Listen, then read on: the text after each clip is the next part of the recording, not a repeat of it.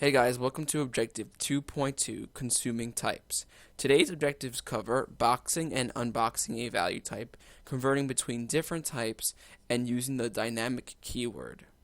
So we're going to start off by first talking about boxing and unboxing. So boxing, in the most simple definition, is simply converting a value type to a reference type. Now, in this process of converting this value type to a reference type, the same rules apply that a reference type has. So a reference type has memory on the stack and on the managed heap. So we have to allocate memory on the heap, and when we allocate new memory on the heap, it also forces the garbage collector to have more work, really. So the same thing applies here when we're boxing something. So boxing something normally we'll have a value type, and we'll box it into an object for the most part. An object is a type, is the base type for everything. And when we convert it into that object, which is a reference type, we have to allocate the memory on the heap. Then we take the value of whatever is in that value type and throw it onto that heap. Then after we do that, we'll return the address of the heap back into the object reference, so then everything's hooked up. So after all that's done, even when we're using the variable and when we're done with the variable, we still have to worry about the memory that's left on the heap.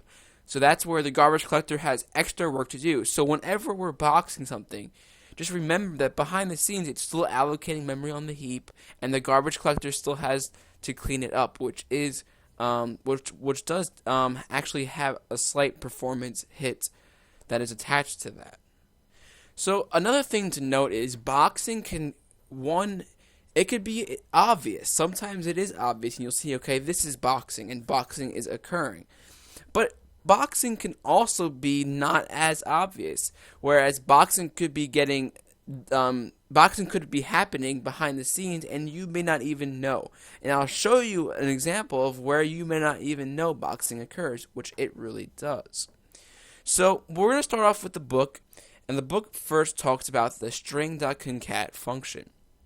The string.concat function takes in objects as parameters, but you may note that if you pass a value type into that concat function, those value types automatically get boxed to objects. And you may not even realize that has happened because, for example, when you use a string, so if I go like string s equals hello, and I go like 5, I don't know, something like that, and I use the plus operator to use concatenation, behind the scenes the concatenation function is being called.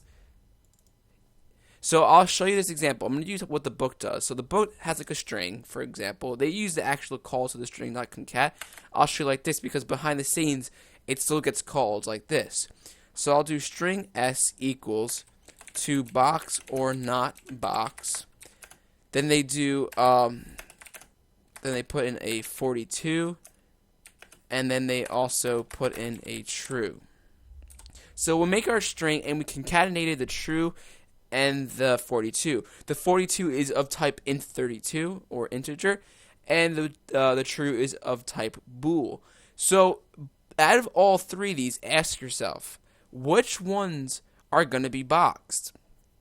Are we going to have 3 boxes, 2 boxes, or 1 box? Which ones are going to get boxed of these?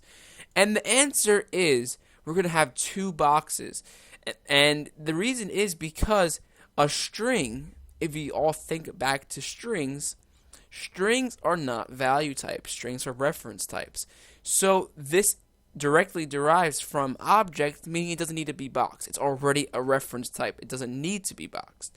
But whereas these 42 and true are value types, so they need to be boxed into their reference type. So I'm going to show you where this actually happens. Now, just on a side note, if you didn't know this, and I might go into this more in detail in later videos, but when you compile something in C#, because C# uses the common language runtime, the C# compiles into an intermediate language. And any programming language that follows the CLR and is compliant with the CLR all compile into an intermediate language. So you may be thinking when you compile your code that it's actually compiling into CPU instructions or binary, but it's really not. It's being compiled into an intermediate language. And that exe file or that managed module that you get, when you run that exe, it's not until runtime where it actually gets compiled into CPU instructions. And that process of being compiled at runtime happens by the just-in-time compiler. It's called the just-in-time compiler. And more specifically, your code doesn't actually get compiled until functions are called line by line. So as your function runs, it will call a specific function, and then it will compile that, store that in memory, and then if it ever calls that function again, it already compiled it. So it actually compiles it line by line as the program runs and executes. So that's a little history and a little stuff of what happens behind the scenes. So knowing that C# compiles to an intermediate language, I can examine that intermediate language using there's so many tools out there. I'm going to use the one that Microsoft provides with every Visual Studio, and it's called the Intermediate Language Disassembler, and it allows you to look at the intermediate language, the metadata, and all bunch of cool things. And by looking at that, we can actually examine of what's really happening behind the scenes. And what I want to show you is that this 42 and this true are being boxed. Because, if I do a simple console.writeLine statement and I pass in this string, you'd be thinking, oh, this is just a simple statement, I'm just passing 42 and true. But that's not what's really happening. What's really happening is 42 and true are being boxed. Now, if I were to convert this into a string and do 42.toString or true.toString and just pass in the string representation of these, then it wouldn't be actually doing the boxing process. But it's still behind the scenes, it's still creating that same memory in a different kind of way. But there are ways to get around it and things like that. But by this simple syntax of doing concatenation using the plus operator, boxing is occurring because it's just calling the string.concat function, which has objects as parameters. So I'm going to go ahead and compile this, and I'm going to open up this project. So to do that, I'm going to open up the Visual Studio command prompt, and I'm going to type in ildasm.exe, which stands for Intermediate Language Disassembler. I'm going to run that. Once this opens, I'm going to navigate to my managed module or my assembly, which in this case is an exe file. I'm going to open this up, and I'm going to navigate to my main function. You may also note that there's a .ctor function. This is the constructor, but I'm going to navigate to my main method. Now, inside my main method, this is where all the action is going on. Now, the first thing to note is we have a call to string.concat. So by using that plus operator, this is proving to you that really behind the scenes, string.concat is just being called. So I could use that instead of, but by using the plus operator, it's just easier syntax. The next thing I want to point out is int32 and system.boolean are both being boxed. Now, it just says box here, but really behind the scenes, what it's doing is it's allocating memory on the heap, passing the data into that memory location, returning the address back to the object, and things like that.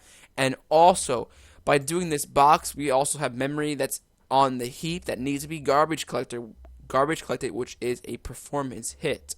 So that's what I just want to point out, that sometimes boxing behind the scenes is happening and you may not even know. I can almost guarantee that if you ask a beginner programmer, like this statement, what's happening behind the scenes? Is anything being boxed? Is memory being allocated on the heap in numerous places? And most of the time, they would have no idea what's going on because they don't really examine the intermediate language code or really have a full understanding of this. I mean, this is this statement right here is not as basic as you may think, because in the intermediate language code, we have this boxing occurring. And you also notice that the string is not being boxed. And that's because it's already, it's a string. It's already a reference type. It does not need to be boxed. Okay, so now that we got that out of the way, let's go ahead and look at listing 2-19, which is a more obvious boxing example. So in the example, it takes an int I equals 42. We do a little integer declaration. We then create an object variable called O and set that equal to I. Now this line right here is the line that it gets boxed, because what's happening is integer is our value type and object is our reference type, essentially. And you can see that that's a class and integer is a struct. And we are setting I equal to O, or O equal to I mean. So the value of I is being dumped into this reference type. Now, we know that this gets boxed, and I could show you the intermediate language code. Actually, I might as well. Let's just do that. So, let's go ahead, rebuild this, open up this, intermediate language disassembler.exe. Let's go ahead and navigate to our thing. Let's look at main, and inside of main, as you can see, the int32 is being boxed. It's getting boxed in that line right there. If I were to take that out, you would not see a box. So in this line right here, this is where the memory is getting allocated on the heap, and then also making the garbage collector eventually have to deal with that. So that's where it gets unboxed. But however, also in listing 2-19, it also shows us an example of unboxing. Let me do this by doing a cast. So in this, we'll get to this in the next section. Right after this, when we'll talk about conversions and converting between different types. But in this syntax, we're simply saying take O, convert it back into an integer, and then set that value into X. So this is where it gets unboxed. And if I ran this now in the intermediate language disassembler, and I run this, we're actually going to see the unboxing occur also, which is pretty cool. So as you can see, you get the boxing, the int32, and then we get the unboxing. It says unbox int32. So as you can see, we have both the boxing and the unboxing occurring in this more obvious example. But remember from last one, it can be less obvious. This is more obvious because we're really stating the object is equal to something. Whereas using the plus operator, you may not know that that's actually being boxed. Okay, let's go ahead and start talking about converting between different types now. So, the process of converting one type to another is called type conversion. There are several different types of conversions, and I'm taking this from the book right now. There are implicit conversions, explicit conversions, user-defined conversions, which we'll talk about, which help us understand the whole concept of implicit and explicit, and conversions with a helper class. So the first conversion we're going to talk about is implicit conversions. Now, implicit conversions are happening all the time. It's when one type gets converted to another type. And it's considered implicit because we don't really realize it's happening. You don't need to force it in any way. So an implicit conversion example is like this. Int I equals 42. Double D equals I.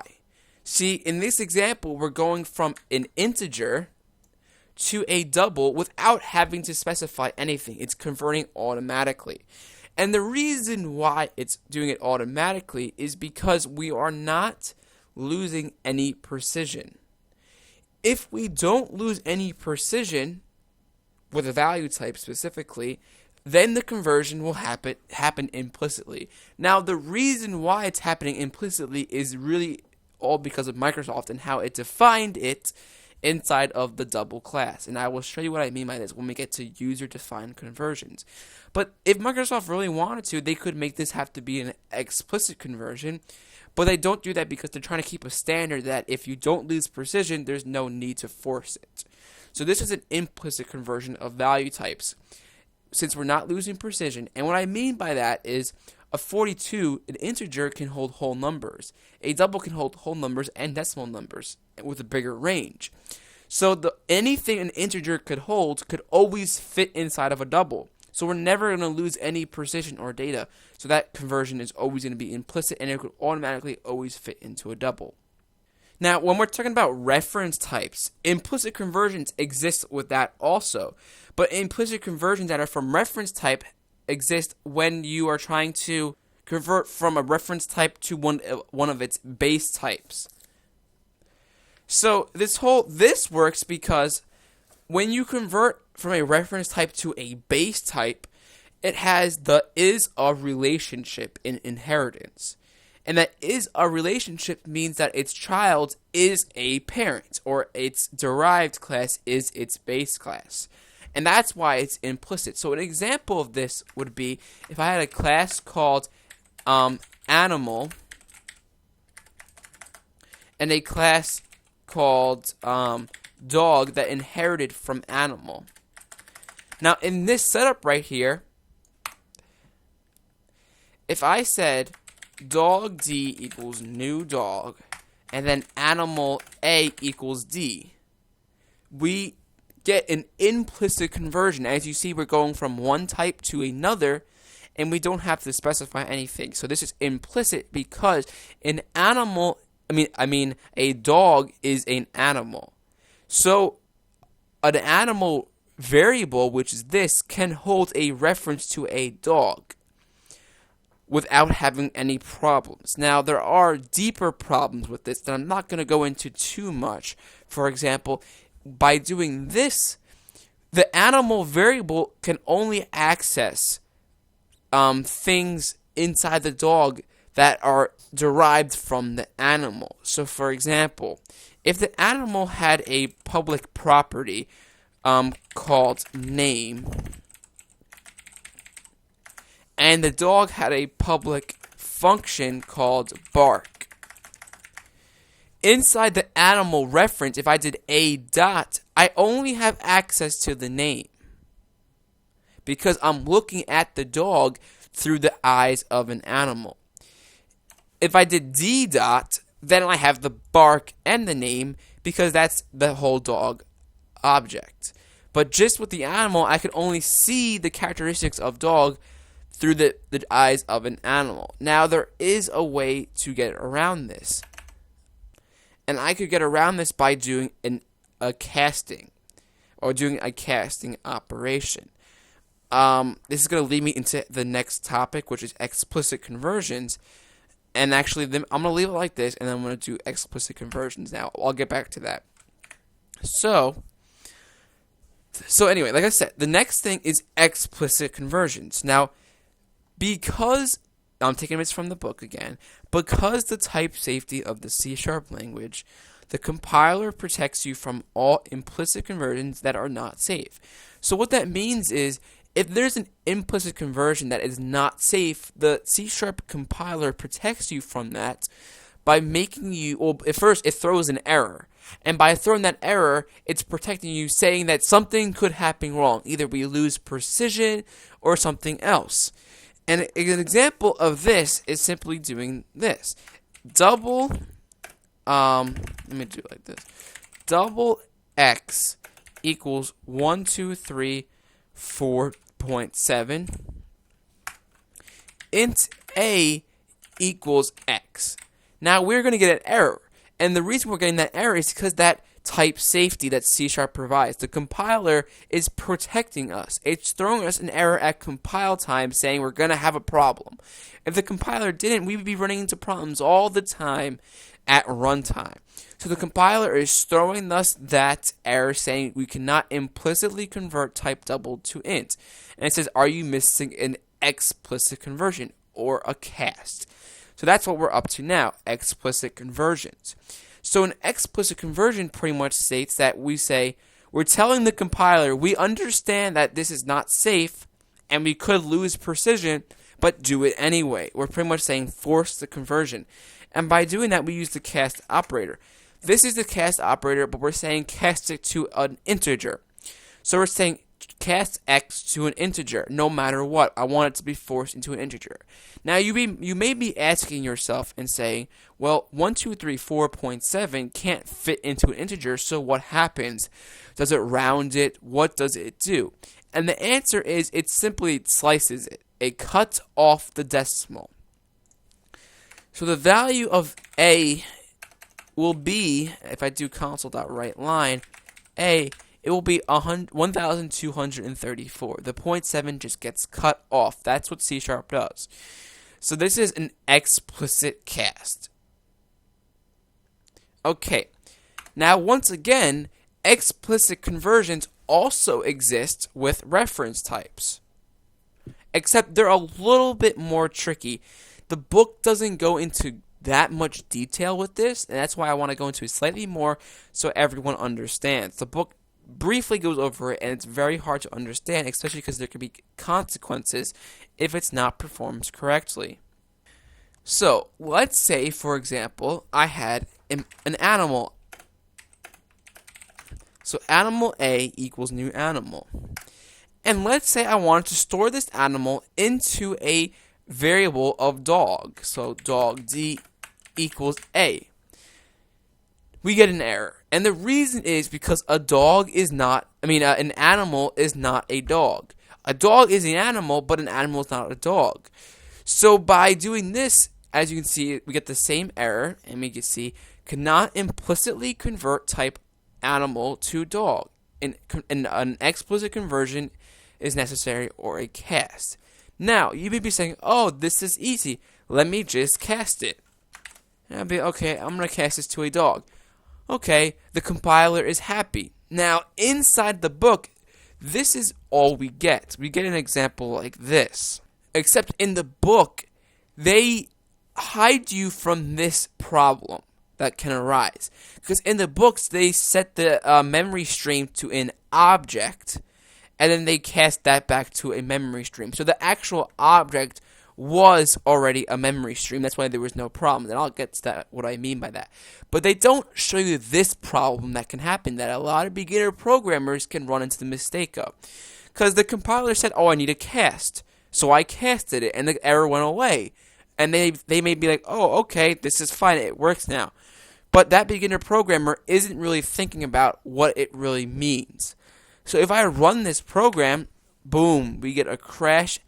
And we get an error, and it says unable to cast object of type animal to type dog, invalid cast exception. Now, the reason why we're getting that invalid cast exception is because an animal is not a dog. Now this can get tricky because of how inheritance works. This doesn't work because the animal itself is purely an animal, and that's it. But if we looked back at the other example, an animal variable can hold a reference to a dog, and that's where it can get tricky. So if I delete this, let me delete both of this. Let's start off with a dog, and let's say dog D equals new dog, and then animal A equals D. This is the implicit conversion that works fine. Now, when we have this, let's say I have this animal now, and I want to convert it back into a dog. So the animal variable is simply holding a reference to a dog. So behind the scenes, this animal is really, honestly, a dog. And that's where the compiler really wants this to happen. So if I go dog D1 equals A, I get the error here. But now it says, oh, I needed to cast it. So I'll say dog A. And this is where the compiler wants this to happen, because in reality, the animal is really a dog. So if I run this now that error goes away. Now, this is what the book shows. This is the example the book shows, except they do it a little bit differently. They essentially do it like this, equals new dog, like that. This is the same thing. I'm saying animal A equals a new dog. because this is an implicit conversion right here, because animal A is pointing at this reference to a dog, pointing at this dog object, but it can only see the dog through the eyes of an animal. But deep down, it's still a dog. It still has that dog traits hidden somewhere. So to access the full traits of it, we have to cast it back into a dog, and then this lets us use everything again. So here, at this line of code, I can't bark.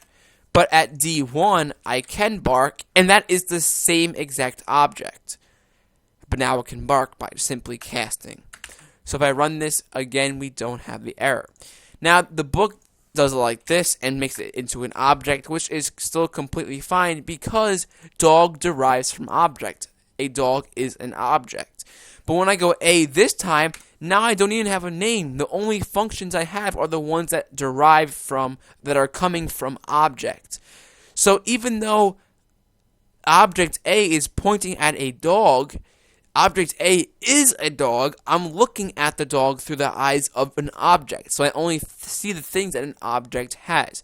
To see the thing that the dog has, I need to cast the object into a dog, and then I can use anything I want. So that's implicit and explicit conversions. So the next topic is user-defined conversions. Now this is an interesting topic. And the reason why this is interesting is because this whole concept of implicit conversions and explicit conversions ultimately come from how Microsoft built these classes. So let's go ahead and force an implicit and explicit conversion. So an implicit conversion is this. That's implicit. Explicit is this.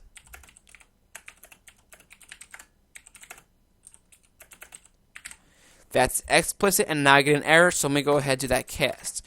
So the question is, why is this implicit and why is this explicit?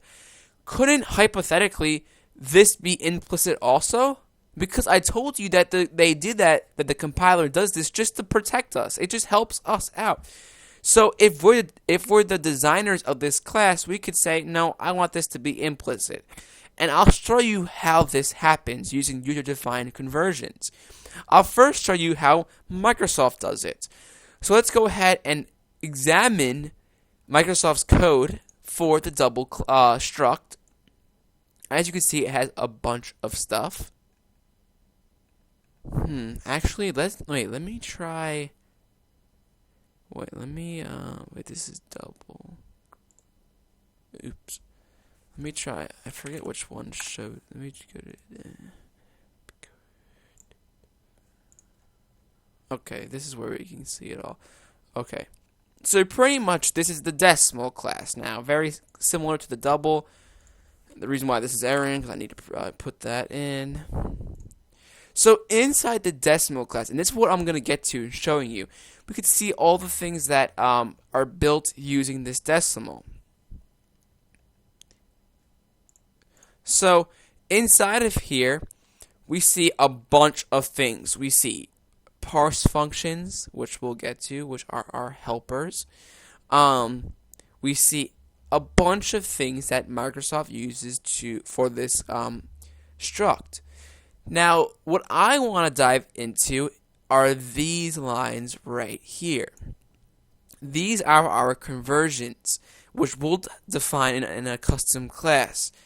And the reason why sometimes we need an explicit conversion or sometimes it's implicit is because how Microsoft defined the operators. As you can see, they define these as implicit and these as explicit.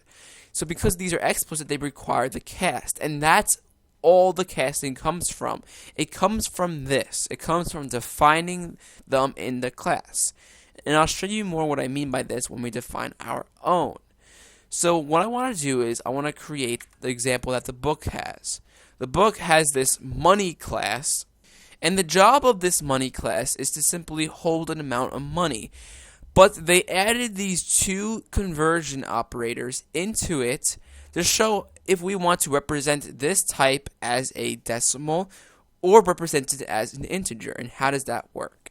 So let's go ahead and define the class called money. Inside we have a constructor called money. And the constructor takes in a decimal amount. Then we also have a property.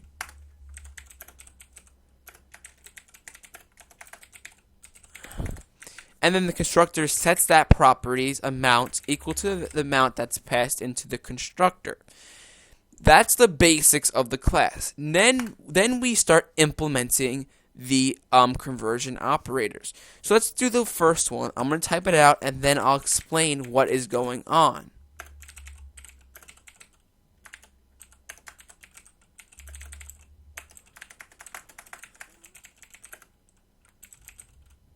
No, money dot amount. So this is the first one. Now what's going on is we're specifying we have an implicit operator conversion going on. The way we read this is we're saying that we want to convert whatever's in the parentheses. We want to convert a money object, or we're converting money into a decimal representation. That's where this is. So we're saying convert the money into a decimal, and we're returning what the decimal representation is going to be. So we're returning the money.amount, whatever it is. So that's the first example, and we'll demonstrate this. The second example is public static explicit. This is an explicit conversion, and we're going from an money to an integer in this case. And remember the rules that Microsoft wants us to follow. If we could lose precision because money is a decimal essentially, we could lose precision. So that's why we're specifying it as explicit. And in this example, we're going to return money.amount, but we're going to get an error here, and the reason is because we are returning an integer, so we need to cast that into an integer for Microsoft, because Microsoft defined the decimal as explicit. So that's why we need to follow their rules behind the scenes, but the user that's using our class will have to follow our rules that we use. So now that we have the money, let's go ahead and make an instance of it. Money m equals new money, and we'll pass in $5.0. So we have $5. Now let's first do the first one. Let's say we have a decimal d equals m. So we're converting our money to a decimal, and look, since we specified it as implicit, the compiler isn't complaining. It's an implicit conversion. Now let's try converting our money into an integer. So int x equals m. Oh wait, we're getting an error, and that same error we're getting can't convert money to an int. Do we need to cast? Yes, because we specified explicit, it's saying we need to cast. So in order to do this, we need to cast it to an integer. And then now that will work. The value of x is going to be 5. As you can see, there's the 5 right there. Okay, so I want to show you what happens. Let's go back into this error. So I'm doing this explicit conversion and I'm not supplying one. What happens if I just simply mark it as implicit?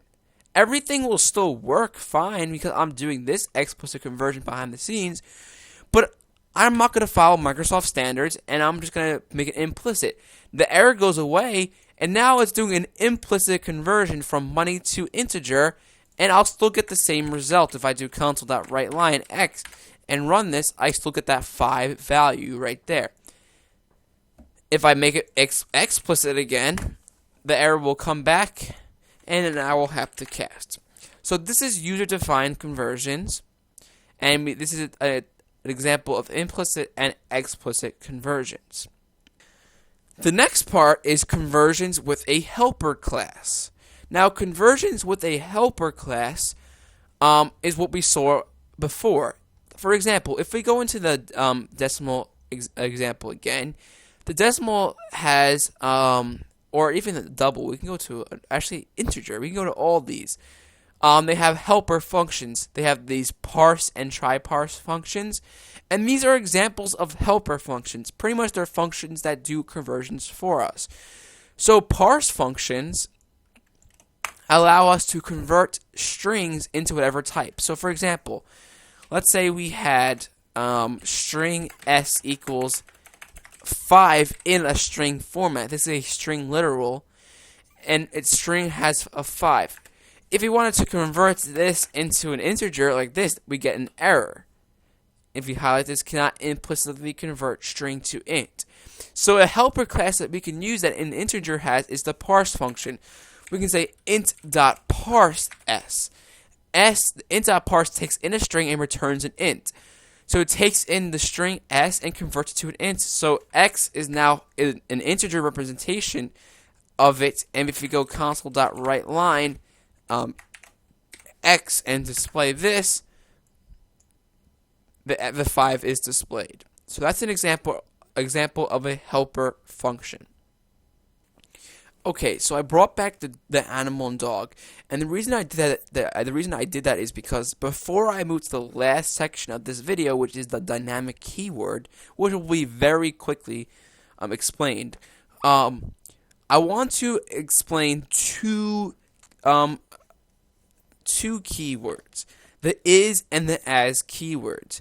Now, the is and the as keywords help us perform conversions and help us confirm that conversions are valid. Now, there's a couple things to note about the is and the as keywords. I'll explain them, but I just want to explain that when we're doing conversions, using the as keyword, for the most part, can be more efficient. And the book says that, but the book does not explain why. And I want to explain why for you guys, because it does not say it in the book, and it could come up on the exam.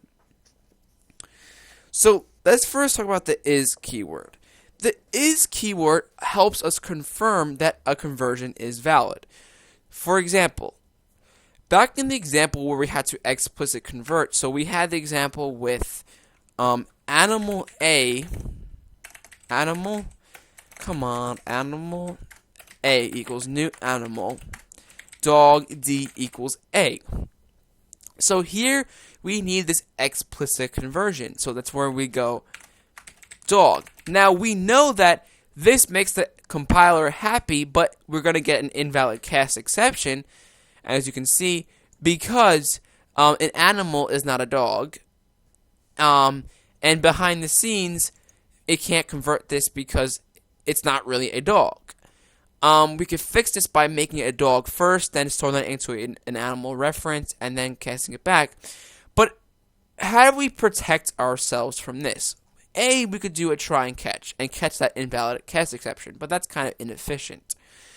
C# introduces a is keyword. So we can say if A is a dog, then only will we do this cast and perform this cast. Now if we run the program, that invalid cast exception goes away because it's never entering inside of here. If I run that, we can see that that breakpoint is never hit, meaning it's never getting inside of this if statement because it says if A is a dog, that returns false because A is not a dog. However, what if I did this? Dog D1 equals new dog, animal A is equal to D1. So now I'm saying A is pointing to an object of dog, but it's looking at it through the eyes. But ultimately, animal A is still a dog. So now when I run this and I put this here, we'll hit it now. As you can see, we get in and we hit it because A is a dog, so that returns true. So that's the first way we can do that. This is using the is keyword. Now, I want to note that this is not efficient as efficient as using the as keyword, as the book points out, but it does not explain. And the reason why this is not as efficient is because behind the scenes, the is keyword is performing a type check. It's saying, it's looking up in its memory saying, is A a dog? So it's doing that type check. But when we perform this cast also, it's also performing that same exact type check right here. So right here, when it's done doing this casting, it's also looking up, okay, is this animal a dog? And doing that, and that's where the exception gets thrown in reality. So it's doing that type check. So in this example, it's performing 2 type checks. Now we can fix this by using the as keyword. And the as keyword simply converts whatever you're doing into its type, and then it returns the type if the conversion is successful, or it returns null if it's not successful. So in this example, it's only going to do 1 type check.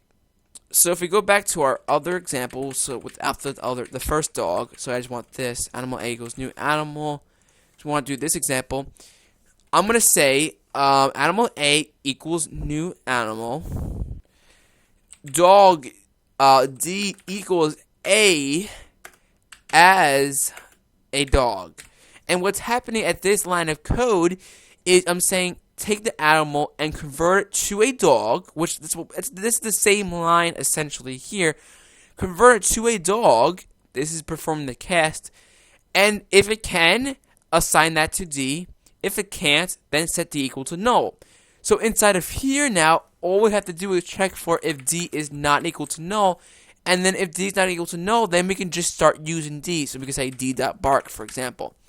So the same thing, this is the same amount of code, but except this is more efficient because it's only performing that type check once right here.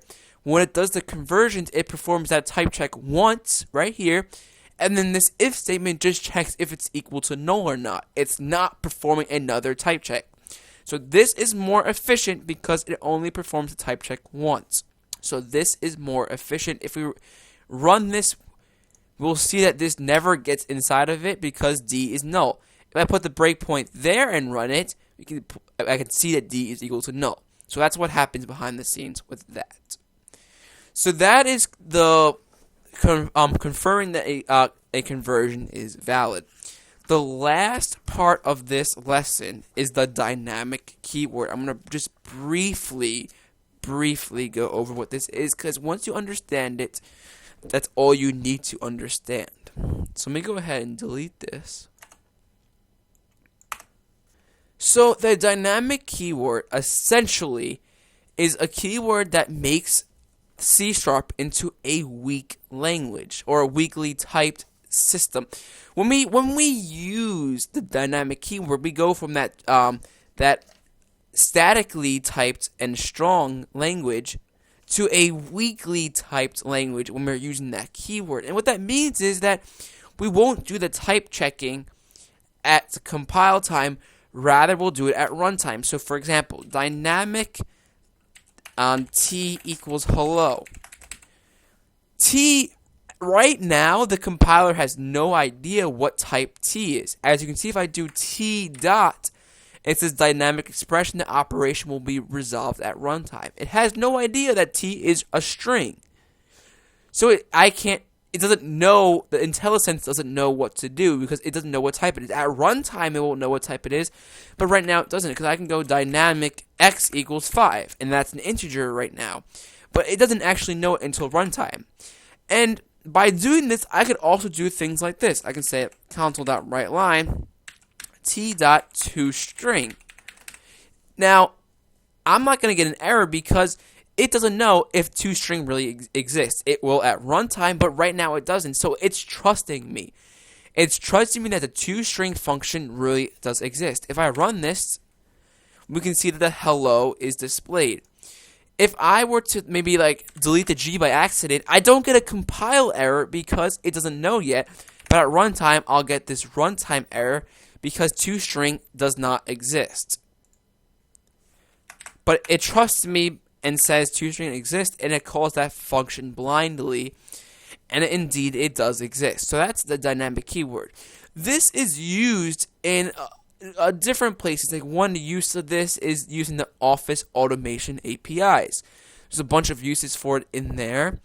Another use for it is if we're using maybe an API that returns JSON code back to us. So if we make a request to this API and it returns JSON to us, we can use the dynamic keyword to essentially work with that JSON code that's coming back to us.